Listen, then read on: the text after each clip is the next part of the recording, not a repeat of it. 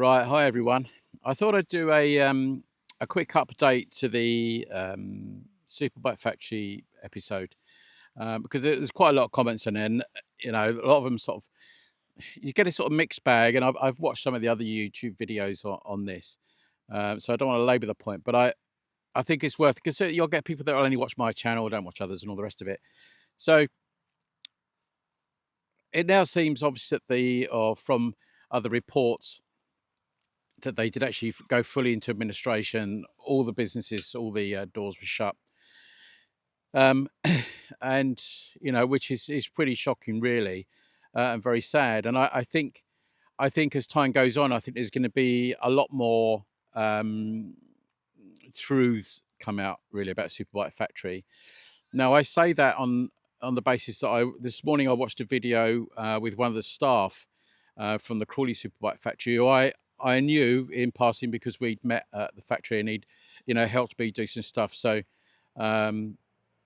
first I got to say, look, I think it's terrible what's happened there, and I think you have been treated really shockingly.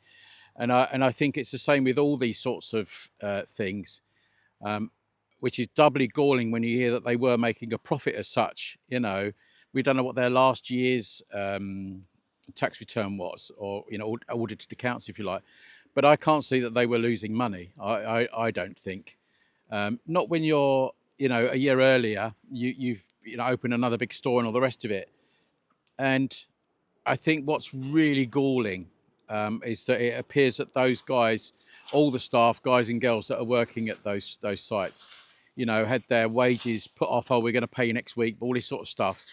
And then you suddenly realise that there is no money because they were already, about to the people that run that business knew what they were going to do.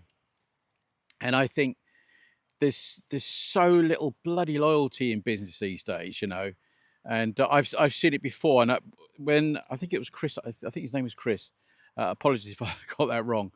When he was speaking, that the turn of events is the same as what I had quite a few years ago at a site where I was working, where we knew that we all sort of knew that they were possibly in trouble a little bit, but things were going on, but not to the extent that we thought they were going to shut the door, And you turn up one day and there's security and these people from the administrators turned up and reading from a prepared statement and all the rest of it, talking to you like you're idiots, and there's no compassion, there's no kindness, there's no thought for those staff.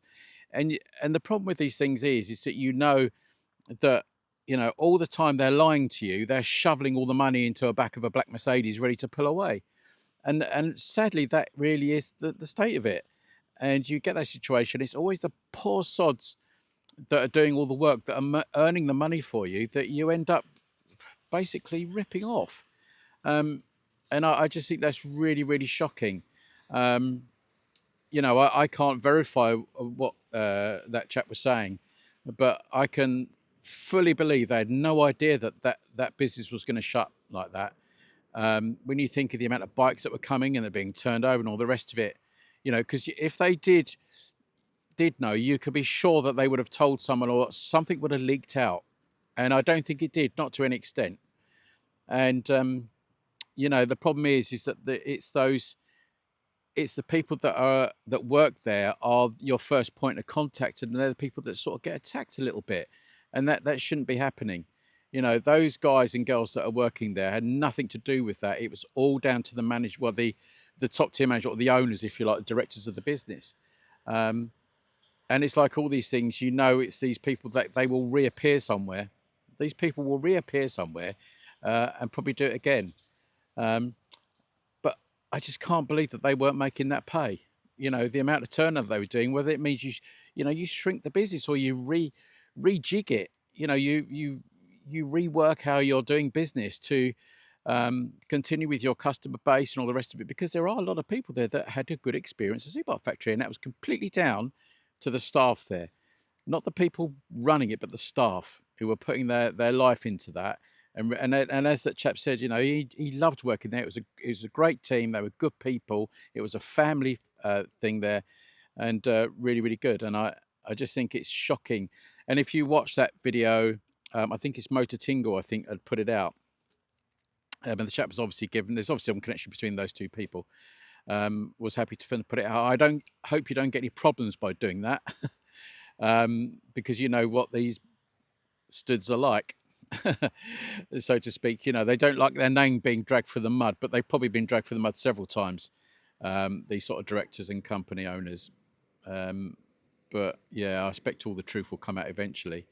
But you just think, oh my God, you know, if how different it would be if you just treated your staff properly, was upfront with it. But you get this thing where they'll continue to take money from people as deposits and all the rest of it. If they'd have known that, those lads wouldn't have done that. They would have, whatever they would have done, they would have said, don't go. But these company owners try to keep it as quiet as possible, you know, as they sort of shovel money away in the background. And that might sound harsh, but damn it, you know, it's just disgusting, really, what seems to have gone on. And as I say, more will come out as the days carry on. But yeah, that's done, and we will wait to see what happens to all those bikes, because they're all sitting there. They're all sitting there, and they've got to go somewhere. And it'll be the creditors, whoever it is, owners. And obviously, you've got this terrible situation now where people have bought bikes, full payment for bikes, and they haven't got their bike. And you'd like to think that people will be able to prove that to the auditors, or the administrators, and they will be able to collect their bikes and be done with it. They're probably not going to get any warranty, are they, or anything like that? But yeah, you at the end of the day, you will get something back out of it, but it may not be what you paid in, unfortunately. So let's just hope that the administrators are a bit better than the owners of that business. You know, they'll have a bit more care and thought for those people. They're not going to lose out, and that the staff will eventually get some money, you know, which they are owed. You know, if it's found out that the owners of that business have come away with a lot of money in their pockets, the government should be in a situation where they should take that money off them. It should be paid direct to the staff, because it's them that earned it, not the owners of the business. It's the staff that earned that money. But there you go, just winding me up there. Right, I hope you guys get sorted, and I hope it works out. And I dare say you can't see a lot of light at the end of the tunnel at the moment, but you know, as with all these things, the world will continue to move, and things will move on. But let's see. But I hope it's not, that the pain is short-lived. I really do, because you deserve so much better than that. So good luck to you. But if you're seeing these guys in the street, you know, just pat on the back, say, it's not your fault, mate. It's not your fault. We know where the fault lies with businesses like this. Right, take care, look after yourselves, and I'll see you in the next episode. Look after yourselves.